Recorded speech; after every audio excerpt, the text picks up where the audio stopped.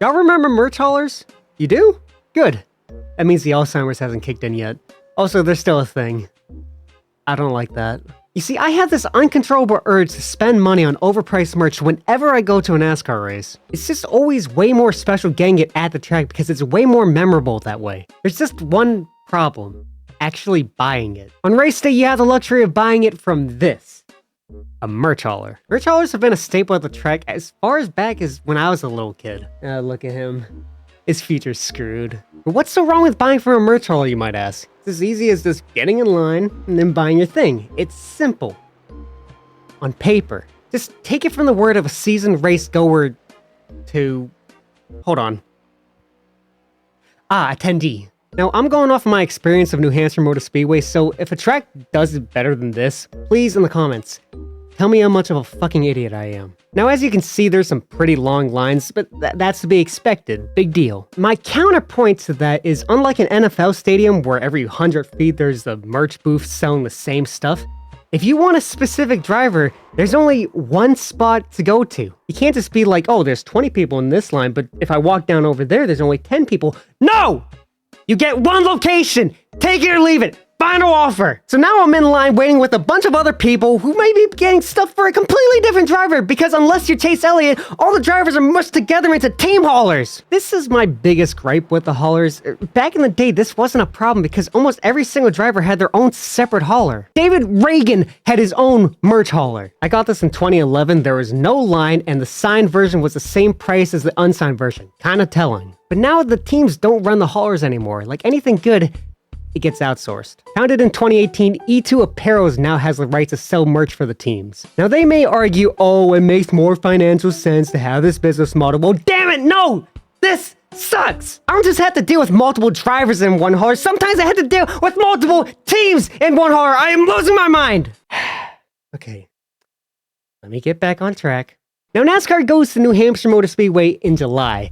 Rest in peace, September date. Now, contrary to popular belief, it gets really hot in New Hampshire in July. Oh, you think that's hot? Well, try standing in 110 to get— Fuck you!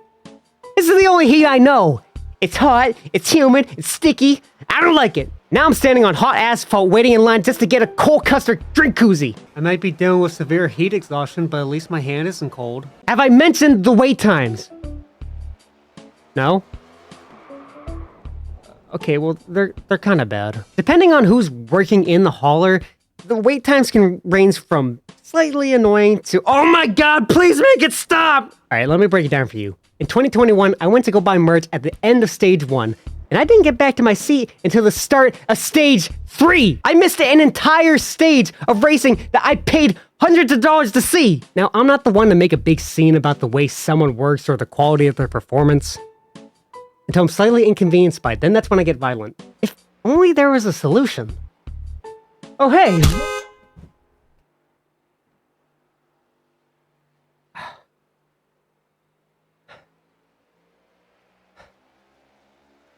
In 2015, NASCAR signed a 10-year deal with Fanatics to replace the merch haulers with tents. You were able to walk around and actually get hands-on with the thing that you want to spend money on, which I so much prefer over the haulers. You see, with the haulers, when I finally get to the front of the line, I have this play clock form in the back of my head just counting down for me to get my stuff and get out. Next in line? What can I get you?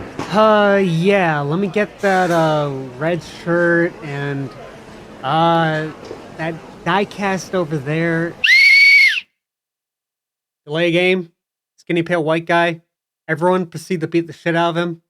No first down. With the tents, you got to go at your own pace. You know, like a normal store. Now, I didn't attend a race during this time, but I asked a friend who did, and he thought it was way easier to find and buy what he wanted. He thought that maybe if they spruced up the tents a bit and gave them a bit more personality, then most people probably wouldn't miss the haulers.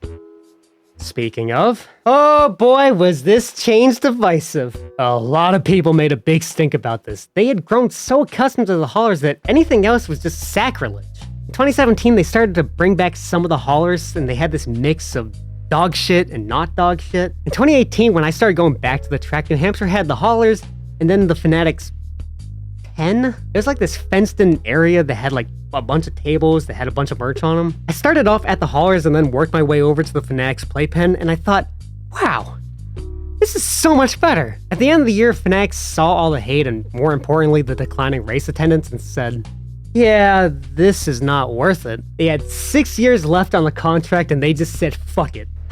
Look, you gotta understand, there's a subsection of NASCAR fans that just do not like change, whether it's the chase, foreign manufacturers, black people. I think NASCAR should have just gone the route of how they handle all the demands for more horsepower, which is to completely ignore it. NASCAR, despite what some may have thought, you had a good idea here.